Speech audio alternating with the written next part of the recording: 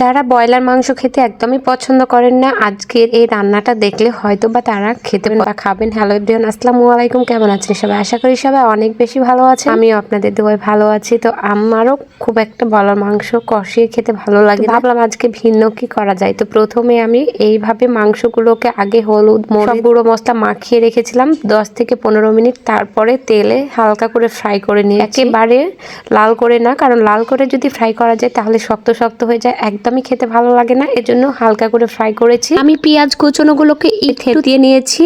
তারপরে সেখানে সেই তেলে দিয়ে দিয়েছিলাম। সে তেলে সুন্দর করে নেড়ে চেড়ে যখন পেঁয়াজটা একটু হালকা লাল লাল হয়ে আসে, সেখানে আমি বাটা মশলাগুলো অ্যাড করে তারপরে বেশ কিছুক্ষণ কষাই। যখন একেবারে বাটা মশলার গন্ধটা চলে যায়, আমি গুঁড়া মশলা অ্যাড করে অনেকক্ষণ কষাই। সেটা আপনারা আমার মশলার কালার দেখে হয়তো বুঝতে পারছেন। আর অনেকে ভাববেন হয়তো এডিট করার জন্য এরকম কালার এসেছে, আসলে না, কালারটা আসলেই অসাধারণ এসেছিল মাশাআল্লাহ। তারপরে আমি সেই ফ্রাই করা মাংসগুলোও এর মধ্যে দিয়ে দিই। তারপরে একেবারে লো আছে কষাতে শুরু করি, বেশ কিছুক্ষণ ধরে কষাই। কারণ আমি এইভাবে আমার মাকে কষাতে দেখি, মাংস যত কষানো যায় ততই নাকি খেতে মজা হয়। তো এই কথাটা সত্যি। আর আমার আজকের মাংসর কালারটা মাশাআল্লাহ অনেক বেশি সুন্দর এসেছিল। আমি হালকা আছে প্রায় 10 থেকে 15 মিনিট এইভাবে কষাতেই থাকি। এই যে সেটা আমার মাংস রান্না দেখে আপনারা হয়তো বা বুঝতে পারছেন।